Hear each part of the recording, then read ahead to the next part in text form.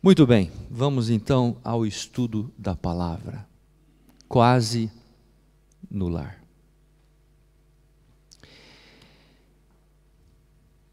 Feche os seus olhos, vamos orar.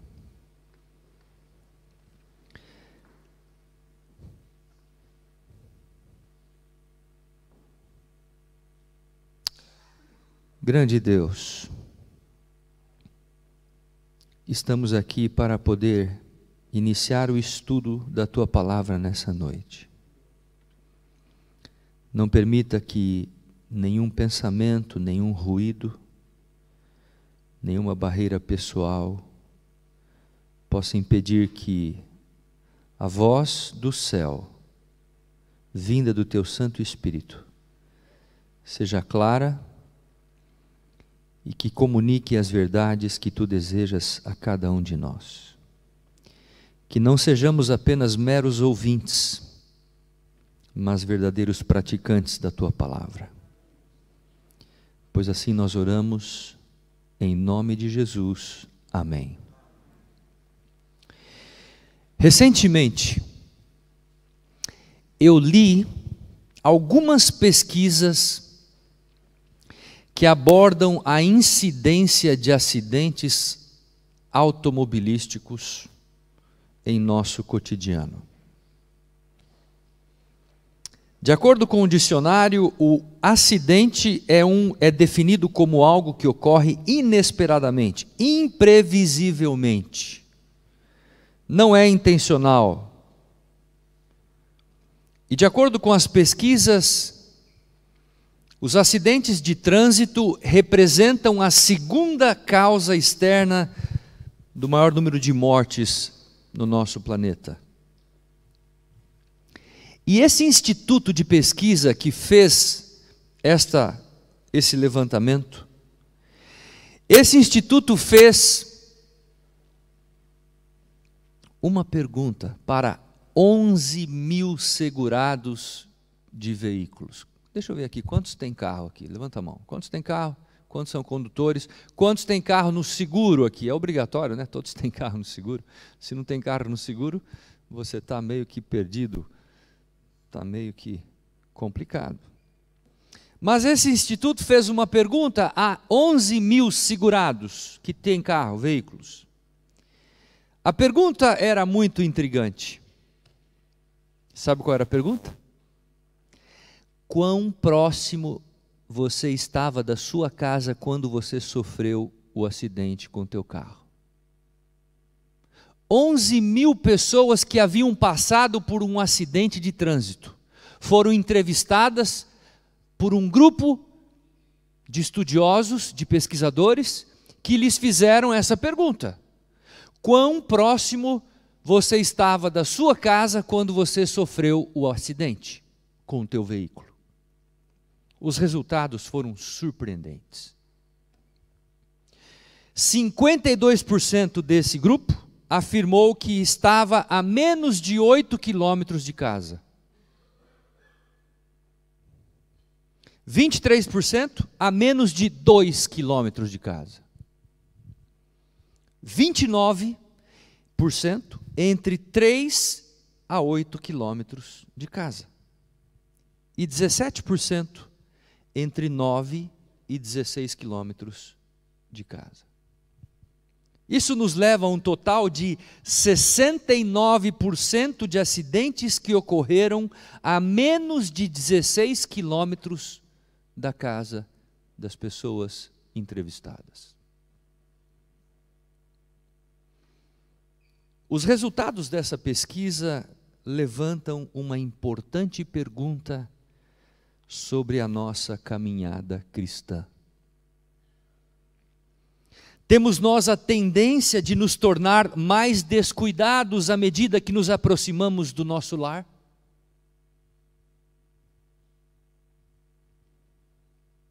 Essa é uma relevante pergunta para uma geração de cristãos que está se aproximando do lar eterno. E a mensagem desta noite apresenta um conselho divino a todos nós que estamos a caminho da terra prometida. Sendo assim, eu quero convidar você a abrir a palavra de Deus. Abra sua Bíblia em Números. Números. Quarto livro da Bíblia. Números capítulo 14. Versos 26 ao 31. Números 14, 26 ao 31. Vamos ler todos juntos. Abra a palavra de Deus e vamos ler a Bíblia. A palavra diz assim: Depois disse o Senhor a Moisés e a Arão: Até quando sofrerei esta má congregação que murmura contra mim? Tenho ouvido as murmurações que os filhos de Israel proferem contra mim, disse Deus. Dize-lhes, fale para eles, por minha vida, diz o Senhor, que como falastes aos meus ouvidos, assim farei a vós outros. Neste deserto, cairá o vosso cadáver, como também todos os que de vós foram contados, segundo o censo, de 20 anos para cima, os que dentre vós contra mim murmurastes. Verso 30.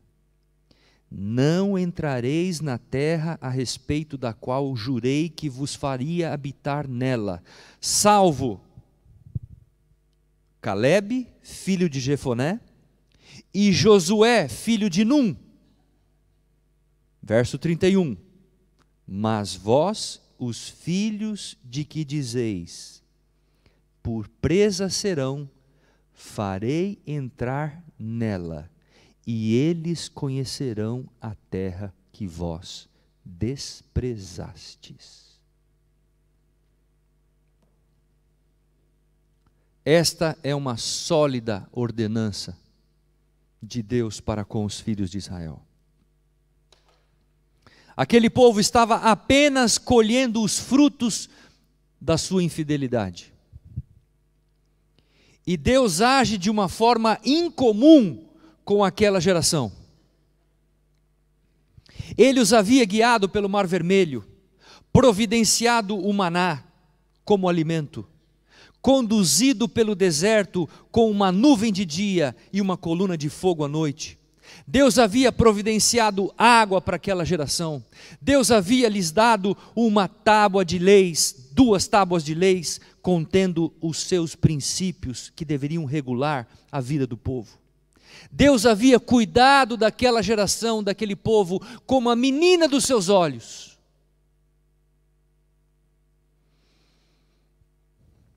A presença de Deus fora de fato uma constante durante todos os dias da caminhada até Canaã. Mas nesta passagem, amigos, nesse texto que acabamos de ler, nós vemos Deus aplicando sua justiça ao povo, e ao fazê-lo, Ele elimina uma geração inteira de pessoas daquela nação. De acordo com o texto, cada indivíduo acima de 20 anos deveria morrer no deserto. Somente os jovens e as crianças deveriam entrar na terra prometida. Desta forma, o deserto se tornaria um grande cemitério para uma geração inteira. Mas nesta passagem, nós vemos Deus aplicando sua justiça com o povo, e assim Ele elimina aquela geração toda. Mas notem um detalhe. Este não era o plano de Deus para aquela nação. De acordo com a revelação do Espírito de profecia, não era da vontade de Deus que os filhos de Israel vagueassem 40 anos no deserto. Não era a vontade de Deus que eles estivessem vagueando pelo deserto. Deus desejava levá-los diretamente para a terra de Canaã, e ali os estabelecer como um povo santo e feliz. mas não puderam entrar por causa da sua incredulidade. Vou repetir o texto da revelação. Não puderam entrar por causa da sua incredulidade. Querem ver o texto? Abra o texto comigo. Hebreus capítulo 3 e o verso 19. Hebreus 3, 19. Hebreus capítulo 3 e o verso 19. E a palavra de Deus diz assim, Hebreus 3,19: vemos, pois, que não puderam entrar por causa do quê? Leia alto. Por causa do quê? Da sua incredulidade. Não creram nas promessas de Deus. Por sua reincidência e apostasia, pereceram os impenitentes no deserto e levantaram-se uns contra os outros naquele momento. Grande Conflito, página 458, você tem esta citação.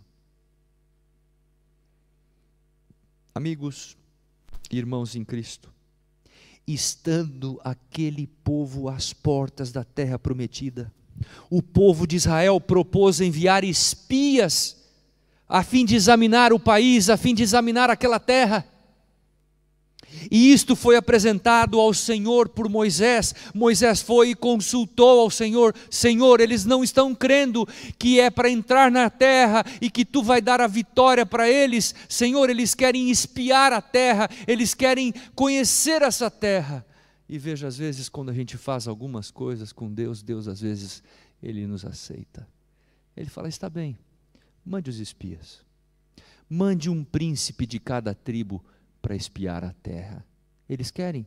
Podem ir, podem espiar. E assim fora escolhido um príncipe de cada tribo para espiar a terra. E qual era o propósito deles?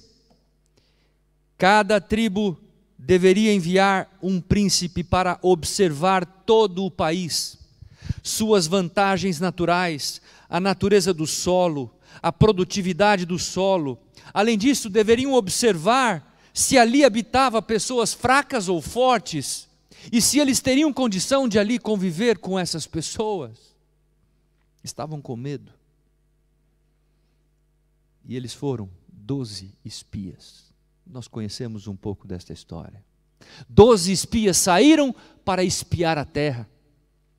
E por 40 dias, eles examinaram todo o território dos inimigos, daqueles que estavam habitando em Israel.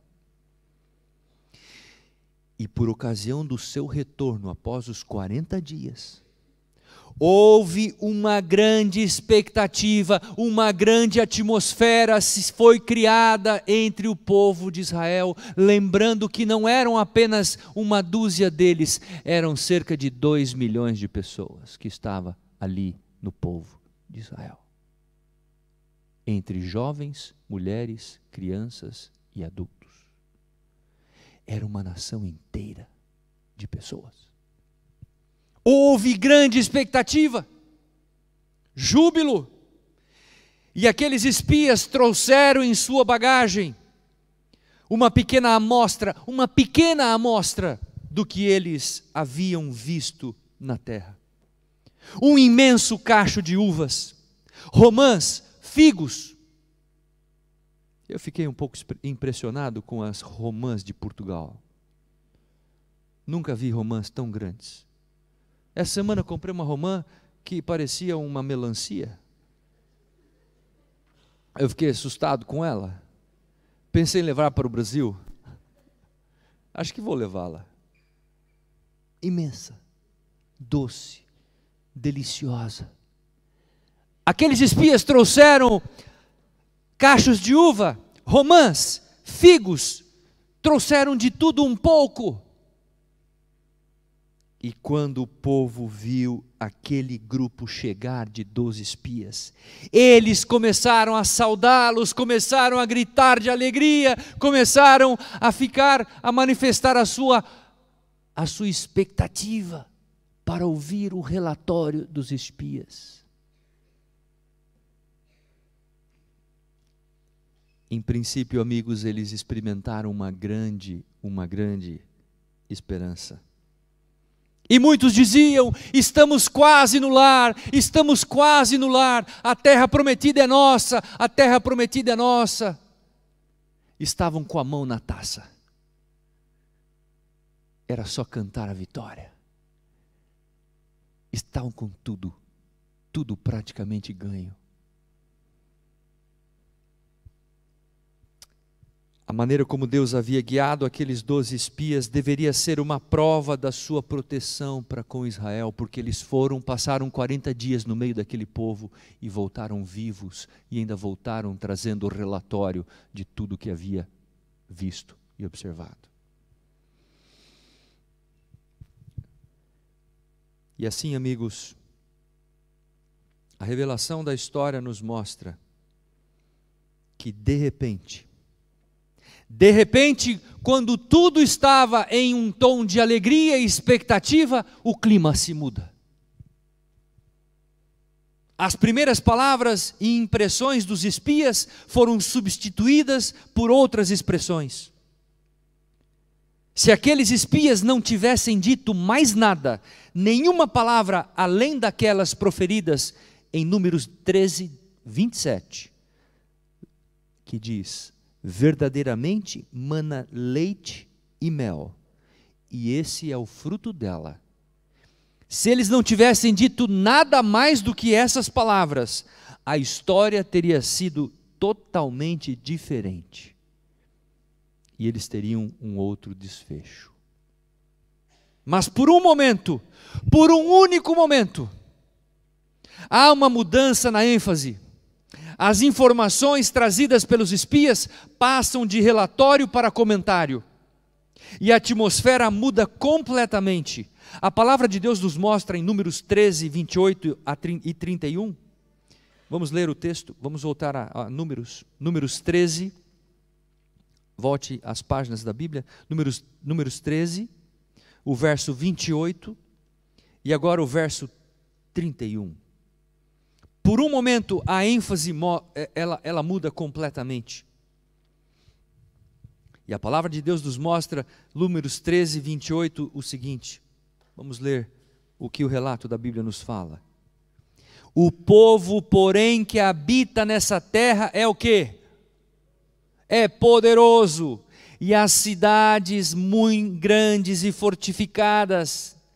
Também vimos ali quem que eram os filhos de Anak? Eram gigantes de 2 a 3 metros de altura, não eram qualquer um não. Viram gigantes, e estão dando relatório. A terra é fortificada, e lá habita gigantes. A expectativa dos cachos de uva e romãs e figos começa agora a ser depreciada, e eles começam agora a falar das dificuldades, dos desafios, dos problemas, das coisas que eles talvez aos olhos humanos não poderiam vencer. Agora o verso 31 diz assim: porém os homens que com ele tinham subido disseram: não poderemos subir contra aquele povo, porque é mais forte do que nós. Eu queria fazer uma pergunta, em nome de Jesus: quem é mais forte do que o povo de Deus? Quem é mais forte do que nós? Nós só somos mais fracos do que os outros quando nós nos apequenamos, quando nós não manifestamos a nossa fé, a nossa credulidade no poder de Deus, na direção divina. Aí sim nós nos tornamos mais fracos e nós nos entregamos. Aí sim nós apanhamos, aí sim nós somos derrotados. E quando o povo disse: aquele povo é mais forte do que nós não poderemos subir para poder nos apossar daquela terra. Queridos, que relatório é esse? Que relatório é esse? E vejam uma coisa, vocês, atenta aqui para mim. Deus havia feito o que por esse povo ao longo dos anos iniciais no meio do deserto? Deus havia feito tudo, maravilhas. E por um momento eles se esqueceram de tudo isso. E olharam apenas para o desafio dos gigantes, das fortalezas que haviam naquelas cidades ali em Israel. Esqueceram do resto. E sabem vocês como nós somos? Nós somos igualzinho ao povo. Em vez da gente olhar para a grandeza de Deus, a gente olha para a grandeza do problema. Em vez da gente mostrar o nosso problema para Deus, o que a gente faz? A gente se apequena. A gente se apequena. E tem medo. Tem medo. O medo é uma característica daqueles que não estão vivendo em harmonia com Deus. Não estão vivendo e depositando a sua fé em Deus. Não estão tendo a sua vida dominada pelo poder de Deus. Aí vem o medo. Agora notem uma coisa, no verso 28 diz assim, já lemos: o povo, porém, que habita nessa terra é poderoso. O povo é poderoso, diz o relatório dos espias, e as cidades são muito grandes e fortificadas, e também vimos ali os gigantes. Você já se deparou com um gigante? Alguém já se deparou com um gigante aqui? Eu joguei basquete quando era jovem. Joguei com jogadores profissionais. E alguns deles tinham 2,17 metros. E eu olhava para eles e eu falava assim: quem sou eu? É uma miséria. O indivíduo levantava a mão, ele encostava a mão no aro. Ele não podia pular, nem precisava ir pular para fazer bola ao cesto. Era cesto, acabou. Um gigante. E eu olhava para ele e falava assim: se depender da altura dele, nosso time já perdeu. Mas o jogo não se determina pelo tamanho dos jogadores apenas. A partida se determina com a bola jogando. E muitas vezes aqueles gigantes eram derrotados pelo nosso time, que era composto de pessoas menores.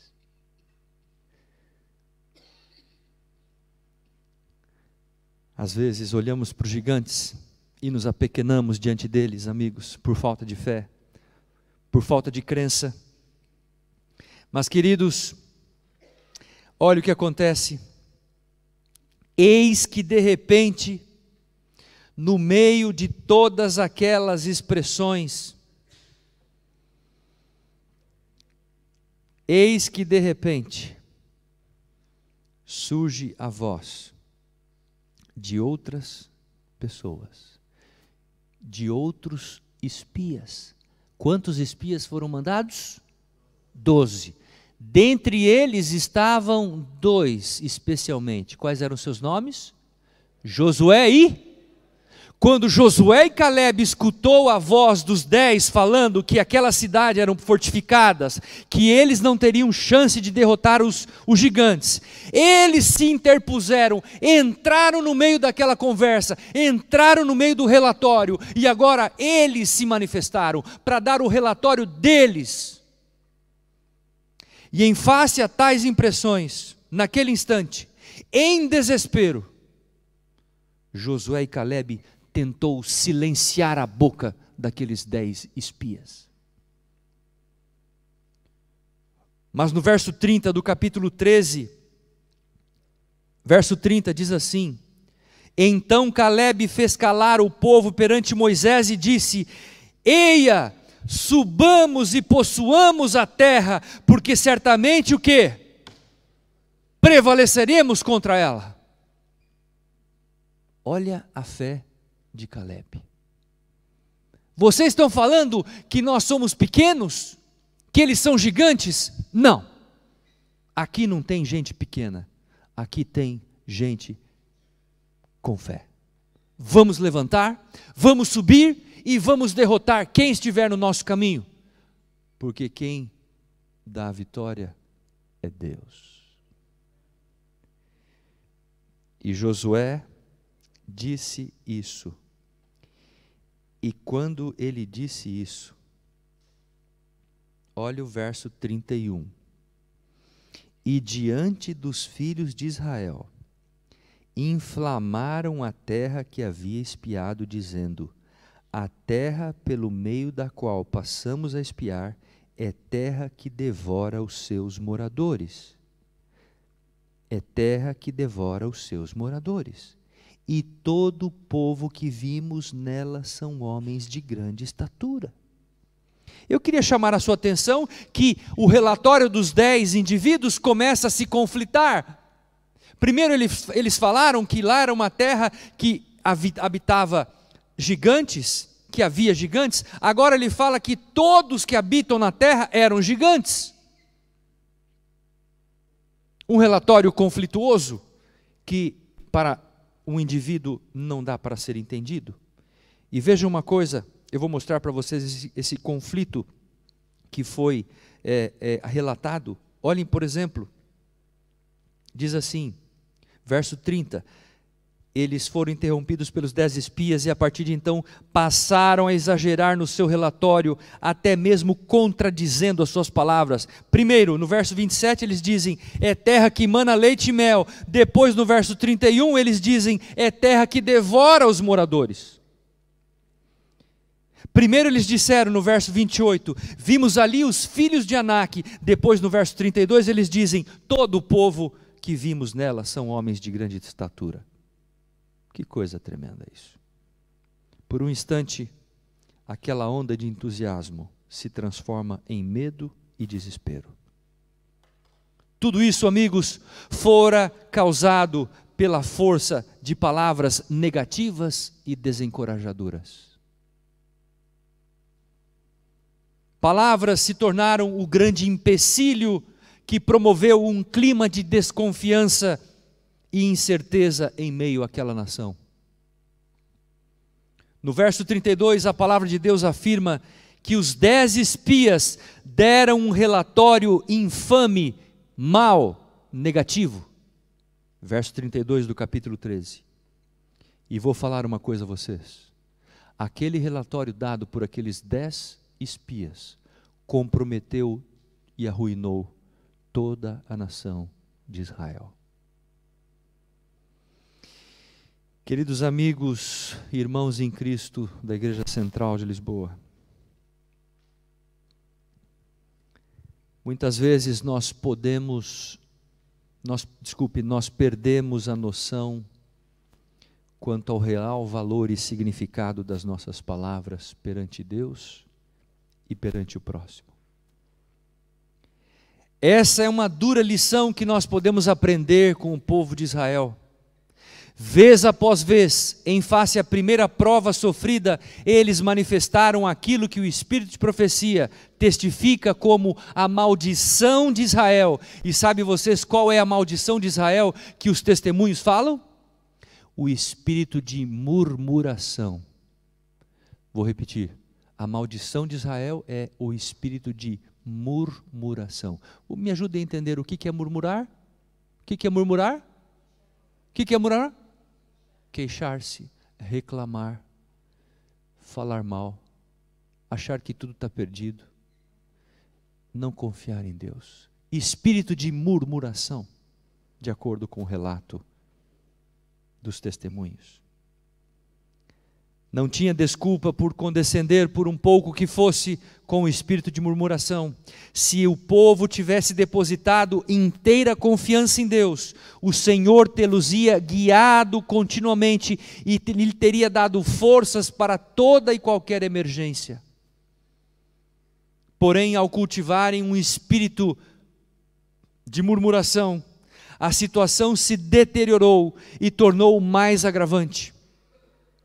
E a partir de então, todo o povo começou a se revoltar contra Moisés, Arão e contra o próprio Deus. Olha que coisa tremenda. Começaram a se revoltar contra Arão, Moisés e contra o próprio Deus. Em determinado momento desse relato, o povo tomou pedras com a intenção de matar Josué e Calebe. Vamos ler o texto, abra sua Bíblia. Números 14, verso 9 e 10. Olha o que diz o relato.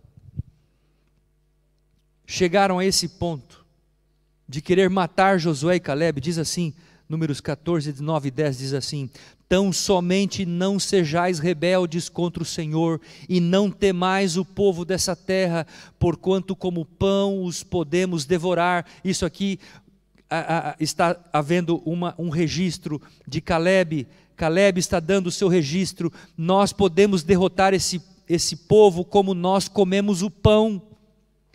Retirou-se deles o seu amparo, o Senhor é conosco, não os temais. Agora o verso 10, apesar disso toda a congregação disse que os apedrejassem, porém a glória do Senhor apareceu na tenda da congregação a todos os filhos de Israel. O povo queria apedrejar a Josué e Calebe, que queriam ir à frente e vencer os gigantes. Que coisa tremenda. Murmuração. Murmuração. Que tremendo insulto diante de Deus, que sobre um grande preço os havia libertado do cativeiro. Agora o povo estava disposto, sabe a fazer o quê? A retornar para o Egito, a abandonar o caminho da terra prometida. Tudo em função de palavras destrutivas, nulas, negativas. Atentem para o que eu vou dizer. Palavras, palavras. Por vezes imaginamos ter plena liberdade para falar e comunicar tudo o que pensamos e cremos. Chamamos isso de liberdade de expressão. Mas eu quero lembrar vocês, meus queridos amigos e irmãos em Cristo, de que na Bíblia, palavras nunca estão livres de consequências. Nunca. Jesus, reconhecendo o valor e o impacto das nossas palavras, alertou os seus discípulos, Mateus 12, 37, e ele diz: porque por tuas palavras será justificado, e por tuas palavras será o quê? Condenado. E depois em Lucas 6,45, Jesus reiterou dizendo de que as nossas palavras revelam aquilo que guardamos no nosso coração, quando ele disse, porque a boca fala do que está cheio o quê? O coração. Se aquele povo estava temendo a Deus, temendo os gigantes, se eles não queriam entrar na terra, é porque eles não tinham a convicção dentro de si. E agora manifestaram com a boca o seu medo, o seu pavor, o seu espanto.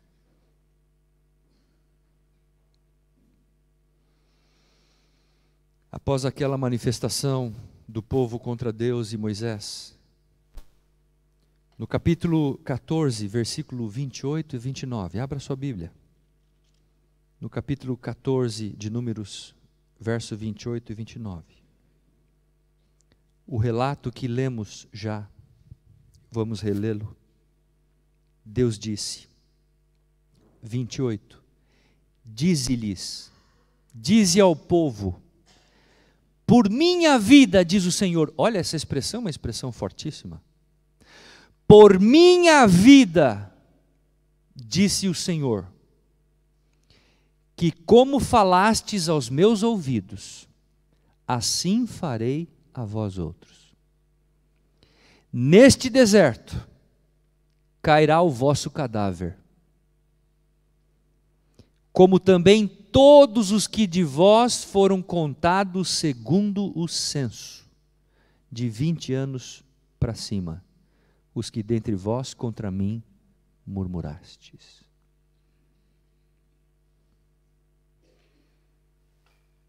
Nesse deserto cairia uma geração inteira. Agora, há um relato interessante nesse texto, e eu quero continuar lendo o versículo 29, o versículo 30 melhor. O versículo diz assim: não entrareis na terra a respeito da qual jurei que vos faria habitar nela, salvo Calebe, filho de Jefoné, e Josué, filho de Num. Aí está. O relato nos mostra que em meio àquela nação, Deus afirmou que haveria apenas duas exceções. Quais eram elas? Calebe e Josué. Mas a pergunta é, o que possibilitou Calebe e Josué serem aquelas duas exceções? O que havia de excepcional com eles? A palavra de Deus nos mostra em Números 14, o verso 24. Abra sua Bíblia, volte uma página. Números 14, 24. A palavra de Deus diz assim: porém o meu servo Calebe, visto que nele houve o quê? Respondam alto. Visto que nele houve o quê? Um outro espírito. Visto que nele houve outro espírito. E perseverou em seguir-me, eu o farei entrar à terra que espiou, e a sua descendência a possuirá. Eu posso destacar aqui algumas características. Número 1, visto que nele houve um outro espírito. Número 2, visto que ele perseverou em seguir a Deus. E aí o que acontece? Deus o faria entrar na terra prometida. Agora nos vem uma pergunta: que espírito era esse de Calebe? Qual era esse espírito que tornava ele herdeiro da terra prometida em meio a uma geração caída, falida, sem fé? Que espírito era esse de Josué e Calebe? É interessante notar, amigos, olha aqui para mim agora. Josué e Calebe viram as mesmas coisas que os 10 espias viram. Eles viram as cidades fortificadas, eles viram as muralhas, eles viram os exércitos armados, eles viram gigantes, eles viram os enaquins, que mediam de 2 a 3 metros. Josué e Calebe viram o mesmo quadro, a mesma cena, mas com um olhar diferente, com um espírito diferente. Eles viram aquele quadro com um olhar diferente e com um espírito diferente.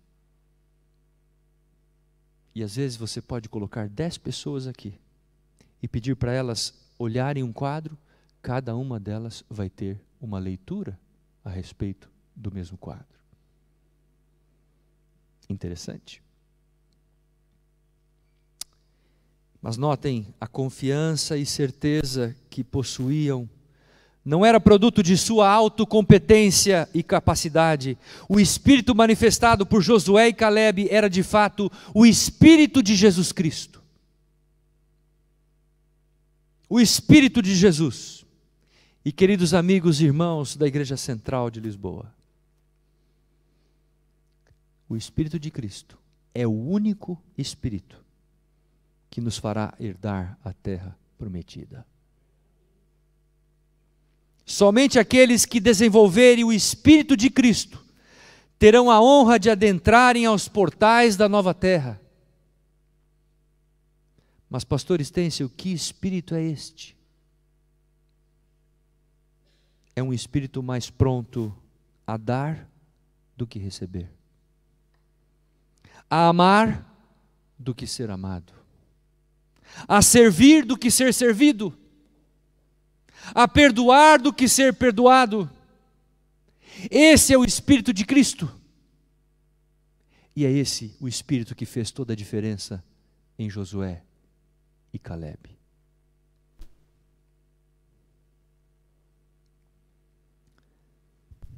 E eu concluo esta mensagem, amigos, lembrando vocês de uma importante informação nesta história. Todo esse episódio que eu acabei de estudar com vocês, da Terra Prometida, a uns poucos quilômetros, o povo estava caminhando pelo deserto apenas há 3 anos. 3 anos caminhando pelo deserto. E Deus queria colocá-los dentro de Israel imediatamente. E quando eles chegaram na fronteira de Cades Barneia, e quando dali eles já poderiam avistar as colinas da terra prometida, já poderiam ver os frutos que Deus estava preparando para aquela geração, ali, nas fronteiras da terra prometida,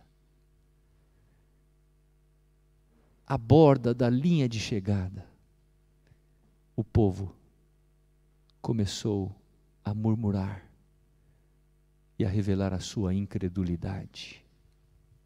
Sua incredulidade.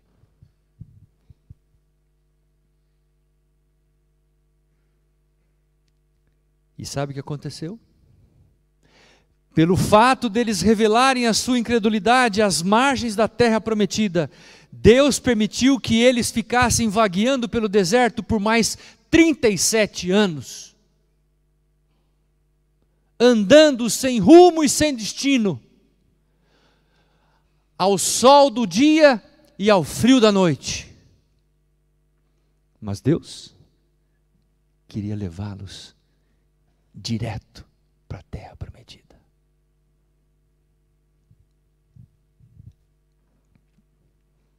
Ah, meus amigos, quantas coisas ocorrem em nossa caminhada em direção à terra prometida. Às vezes nos descuidamos, nos acomodamos, nos esquecemos do nosso grande líder, Jesus Cristo. E é Ele que está continuamente conosco. É Ele que vai ao nosso lado dia a dia. É Ele que nos sustenta com a sua destra fiel. É Ele que promete nos conduzir esta igreja com segurança até o lar eterno. Mas nós muitas vezes falhamos. Nós muitas vezes manifestamos a nossa incredulidade. E nós muitas vezes começamos a murmurar. E ao iniciar esse processo, nós começamos a sofrer as intempéries desse mundo.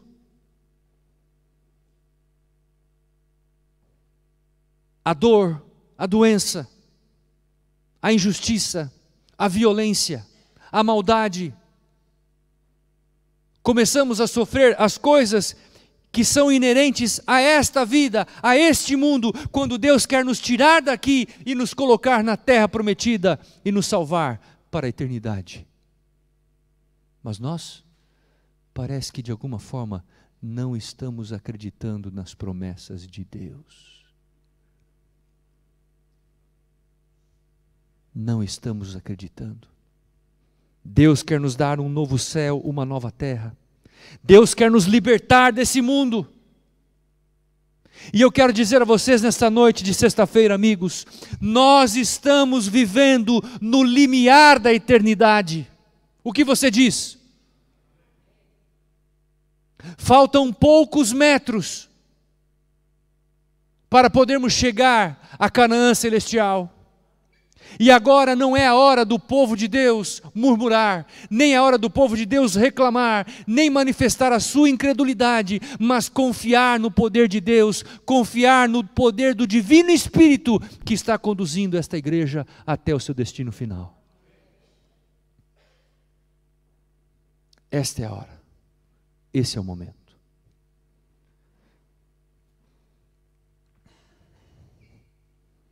Nessa noite, meu querido amigo, irmão em Cristo, nessa noite nós somos desafiados por Deus a mantermos os nossos olhos fixos em Jesus, pois nós já avistamos a Canaã celestial, estamos quase no lar, quase no lar,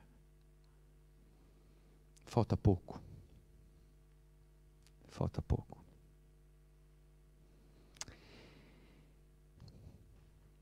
Quando Ellen tinha 17 anos, uma de suas amigas a convidou para ir a uma reunião de oração.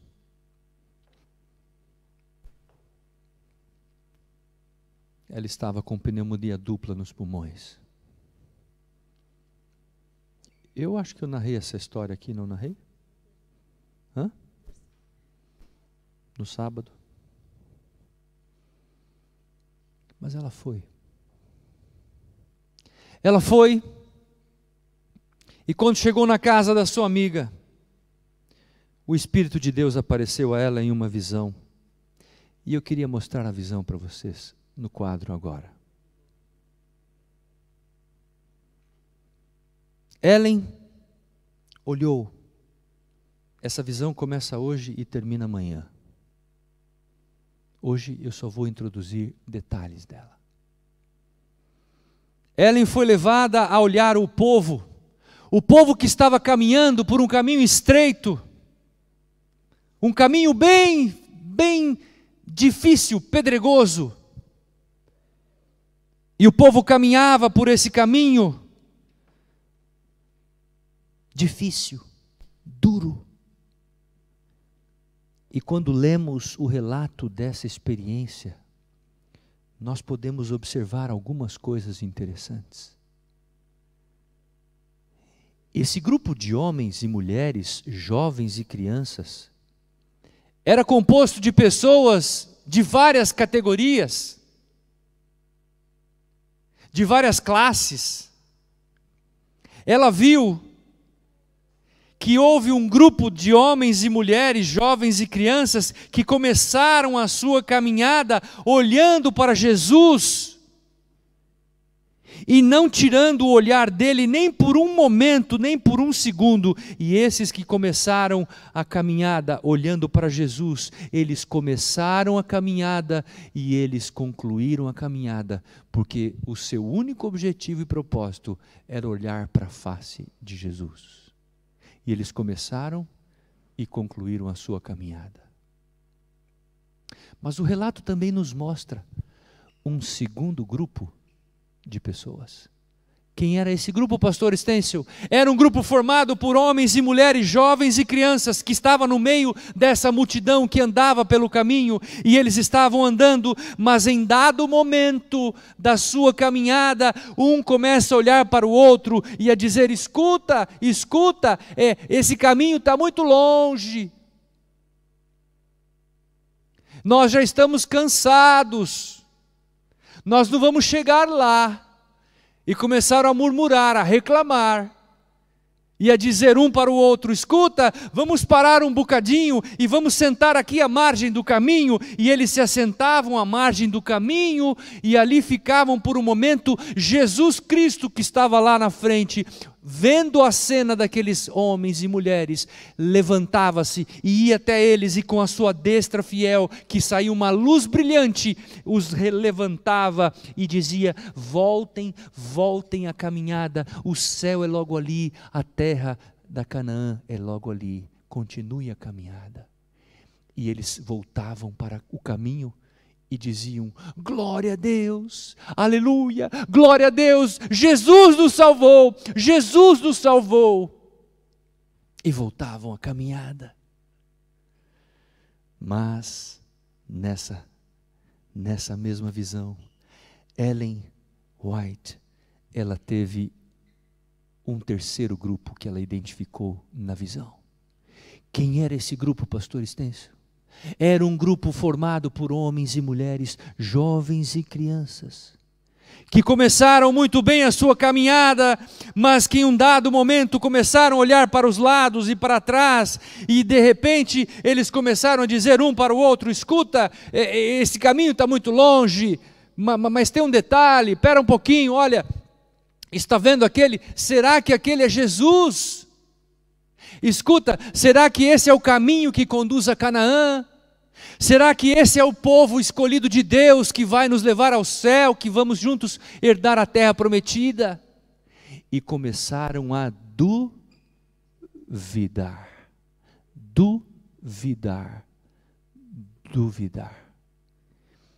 E a dúvida desses indivíduos assumiu o controle da sua vida. E Deus nada mais pôde fazer por eles. E eles, colocando e confirmando a dúvida, se assentaram à margem do caminho e de um dado momento se lançaram abismo abaixo para nunca mais receberem a salvação, nem mesmo a vida eterna. E eu encerro esta mensagem fazendo a você uma pergunta. A qual desses 3 grupos você faz parte? A qual desses 3 grupos?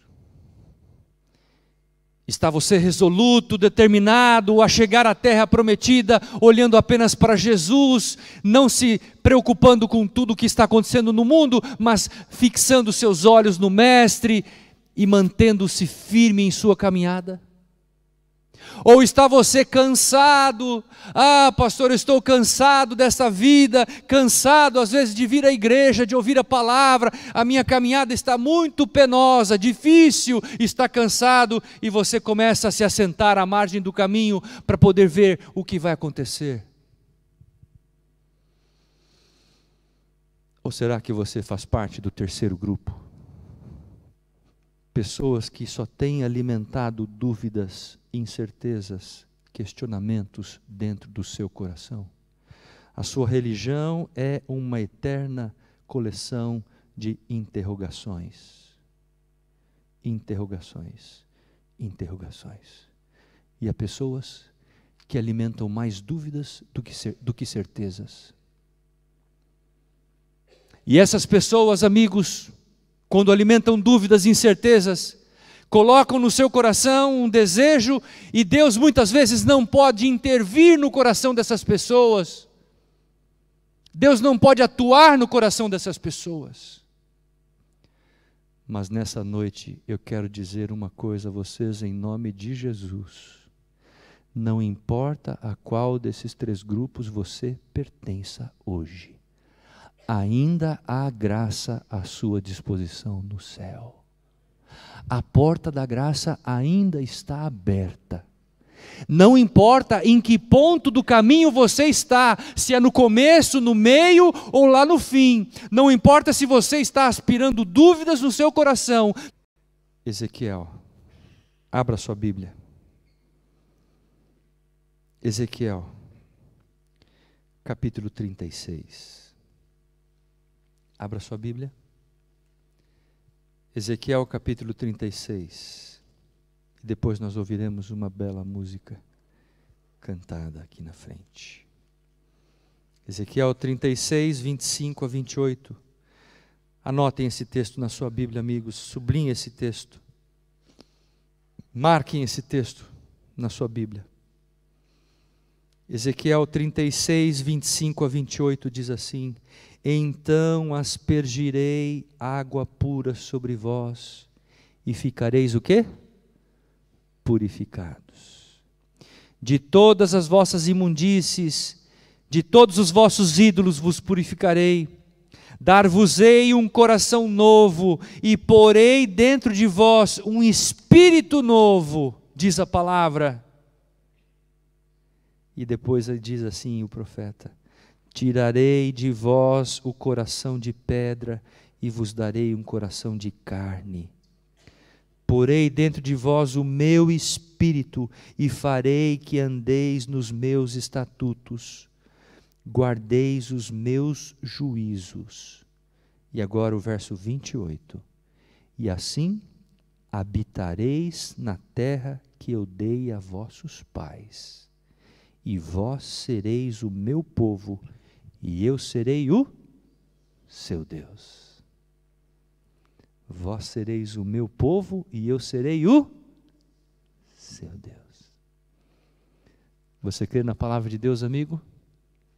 Diga amém. Amém. Que Deus abençoe a todos. Meu desejo, a minha oração. Amém.